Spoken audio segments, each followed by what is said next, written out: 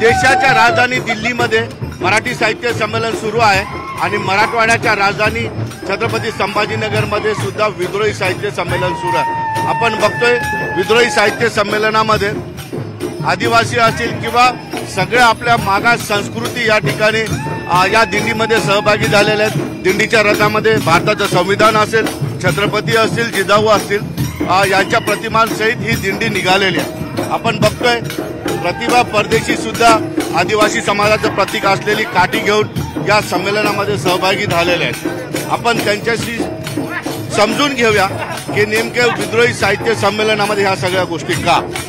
ताई, मला एक सांगा, देशाच्या राजधानीमध्ये एक साहित्य संमेलन सुरू आहे, तिथं देशाचे पंतप्रधान जातात। मराठवाड्याच्या राजधानीमध्ये संभाजीनगरमध्ये हे विद्रोही साहित्य संमेलन आहे। तुमच्या दिंडीमध्ये कोंबड्या, बकरे, बैल आणि आदिवासी आलेले आहेत, काय फरक? ते सर्वजण इथलं साहित्य संमेलन आमचं हे हातावर पोट असणाऱ्यांचं, जे सन्मानानं जगतात अशा कलावंतांचं, साहित्यिकांचं सहभाग विद्रोहीमध्ये नेहमी राहिलेला आहे। हे आदिवासी पथक हे प्रत्येक विद्रोही साहित्य संमेलनात कुठल्याही मानधनाशिवाय, कुठल्याही खर्चाशिवाय सहभागी होत असतं। गाव वर्गणी करून सर्व आदिवासी कलाकार याच्यामध्ये सहभागी झालेले आहेत। संमेलनामध्ये खर्च हा एवढा महत्वाचा असतो? खर्च कोट्यावधीचा खर्च आणि तुमचा हजाराचा खर्च? कोट्यावधीचा खर्च त्यांना लागतो ज्यांना पेशवाईतल्या भोजनावळीची सवय। आम्ही लोक हे लोकवर्गणी करून गावाचा फाळा करून जगत आलेले लोक आहोत। संमेलन घ्यायला मोठा खर्च लागत नाही, 2 वेळचं जेवण नाश्ता हे लोकवर्गणीतून होऊ शकतं। साहित्यिकांची बडदास्त त्यांना पाकिटं देणं हे कल्चर आलं तर कोट्यावधीचा खर्च लागतो। पंढरपूरच्या वारकऱ्याला अनुदान लागत नाही, चैत्यभूमी दीक्षाभूमीला अनुदान लागत नाही आणि विद्रोहीमध्ये यायला सुद्धा लोकांना अनुदानाची अपेक्षा नाही आहे। तर हा विचार हा विद्रोही साहित्य संस्कृतीमध्ये आपल्याला दरवर्षी घडताना दिसतो। विद्रोही साहित्यामध्ये संमेलनामध्ये या सगळ्या गोष्टींचा समावेश असणं फार गरजेचं आहे का? कारण हे दुर्लक्षितच होतं सगळ्या संमेलनामध्ये। त्यांचा बघण्याचा दृष्टिकोनच या सगळ्या कलावंतांच्या बाबतीतला हा दुय्यम स्तरावरचा आहे। त्यामुळे त्यांच्याकडे अशा सगळ्या याला समजा समाविष्ट करून घेतलं तर त्याला वेगळा मंच, मुख्य मंचांवर या गोष्टी घडल्या जात नाही। पण विद्रोही हा महाप्रवाह आता बनलेला आहे आणि आमच्या संमेलनामध्ये हे सर्व घटक हे मुख्य प्रवाह म्हणून मुख्य मंचावर सहभागी होणारे आहेत आणि त्यांनी घेतलं नाही, आम्ही आलो नाही अशातला भाग नाही।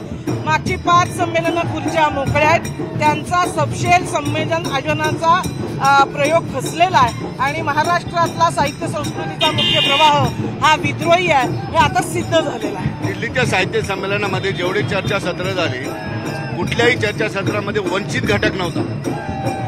हे त्यांची जी एकूण मूळ रचना आहे त्याला साजेस आहे।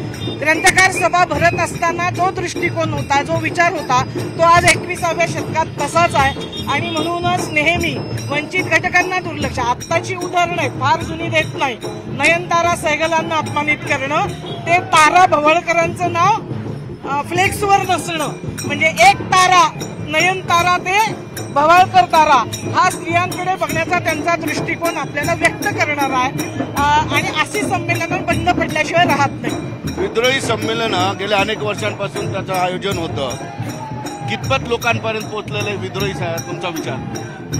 विद्रोही साहित्य संमेलनाचा खरं तर 25 वर्ष संघटनात्मक रचना आमची 99 सालापासूनची आहे। 25 वर्षाचा दीर्घ प्रवास आहे आणि या 25 वर्षामध्ये सांगायला आनंद होतोय की महाराष्ट्रातल्या प्रत्येक जिल्ह्यात आणि काही तालुक्यांमध्ये ही संमेलनं संघटित केली आहे। मला वाटतं जनतेचा उत्स्फूर्त सहभाग हे जनतेपर्यंत पोहोचण्याचं लक्षण आहे, पण अधिकाधिक लोकांपर्यंत जाण्याचा इथून पुढे प्रयत्न आम्ही करत राहू। साहित्य संमेलनामध्ये महत्वाचा उद्देश आहे समाजापर्यंत विचार पोहोचवणं, समाजाचे विचार साहित्यिकांपर्यंत पोहोचणं आणि त्यात काही क्रांतिकारक बदल होतो का तो विचार पुढे सरकवणं। तामझाम करणं, फार मोठं सगळं चमक दमक असणं आणि तुमच्या रॅलीमध्ये असलेला साधेपणा जो मातीशी जुळलेला आहे, कितपत फरक असतो दोघांना? हा खरं तर जमीन आसमानाचा फरक आहे। आम्ही जमिनीवर पाय असणारी, या भूमीशी घट्ट नातं असणारे साहित्यिक, कलावंत, विचारवंत आहोत आणि त्यांचं प्रतिनिधित्व आपल्याला या संमेलनामध्ये 100% दिसतं। तिकडे तुपाशी पोळी खाणाऱ्यांचं संमेलन आहे म्हणून जेवणाची बडदास्त, त्यांचा कुठलाही व्यवहार हा उच्चजात वर्गीय सगळ्यांना समर्थनाचा राहिलेला आहे आणि त्यांच्या संमेलनाचा प्रवास हा अधिकाधिक अधोगतीकडे चालला आहे. अखिल भारतीय म्हणजे आधी ग्रंथकार सभा, नंतर अखिल भारतीय मराठी साहित्य संमेलन, नंतर सरकारी साहित्य संमेलन आणि आता तर एका पक्षाचं संमेलन. त्यामुळे त्यांना पूर्ण उतरती कळा लागलेली आहे आणि जनतेच्या उत्स्फूर्त सहभागाचं हे संमेलन यशस्वी म्हणजे आज विचार यात्रेच्या निमित्तानंच आम्हाला हा आनंद आहे की विजयाच्या दिशेनं आम्ही चाललेलो आहोत. पैशाची किती आवश्यकता पडते विद्रोही साहित्य संमेलनामध्ये? गरज आहे का पैशाशिवाय सुद्धा विचार करू शकतो? पैशाशिवाय संमेलन होत नाही हे खरं, पण पैसा खूप लागतो म्हणून संमेलन आणतात असं घडत नाही.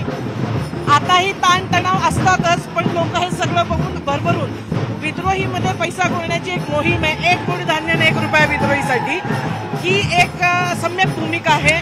म्हणजे देणाऱ्याला काही अहंकार वाटता कामा नये आणि घेणाऱ्याला कमीपणा वाटता कामा नये आणि अशा पद्धतीनं हे पैसे गोळा करतायत.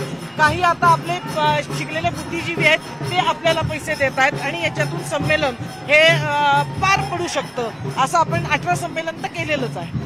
काय नेमकं संमेलनामध्ये होणार आहे? संमेलनामध्ये आपल्याकडे 5 महत्वाच्या विषयांवरचे परिसंवाद असणार आहेत. 5 कवी संमेलन असणार आहेत. म्हणजे कवींचा जो उत्स्फूर्त प्रतिसाद आहे की आम्हाला उद्याच्या दिवशी कवी पहाट पण ठेवावी लागलेली आहे. तर हा आमच्या दृष्टीनं नवे लेखक नवे साहित्यिक जोडले जाण्याचा त्यांना सहभागी होण्यामध्ये आनंद असण्याचा भाग आहे. याच्यासोबत गट्टचर्चा आलेल्या प्रत्येक माणसाला आपला विचार व्यक्त करता आला पाहिजे आणि त्याच्यासोबत काल एक नाटक झालं आणि उद्याला दुपारी बिस्मिल्ला नावाचं एक नाटक आहे. म्हणजे 2 नाटकं. त्यानंतर युवा मंच बालमंच जो आत्ता युवा पिढीमध्ये असलेला रॅप संगीत वगैरे आहे याचे म्हणजे विद्रोही रॅप हे इथे सादर केले जाणार आहेत. तर असा युवांचा बालकांचा कष्टकऱ्यांचा सगळ्यांचा उत्स्फूर्त प्रतिसाद असणारं 2 दिवसाचं हे संमेलन आणि कार्यक्रम पत्रिका या पद्धतीची असणार आहे. निश्चितपणे विद्रोही संमेलनाच्या विद्रोहामध्ये सगळा अर्थ या संमेलनाचा लपलेला आहे. एक मूठ धान्य घेऊन हे विद्रोही साहित्य संमेलन उभं करणं आणि दुसरीकडे वारेमाप पैसा खर्च करणं हा फरक तर यामध्ये असल्याचा परदेशी मॅडमने सांगितलेला आहे. मूळ मातीशी जुळलेले विचार संस्कृतीशी जुळलेले विचार खऱ्या अर्थानं विद्रोही साहित्य संमेलनामध्ये प्रकट होतात असा सुद्धा त्यांचा दावा आहे. सुधीर जाधवसह सिद्धार्थ गोदाम, न्यूज 18 लोकमत, छत्रपती संभाजीनगर.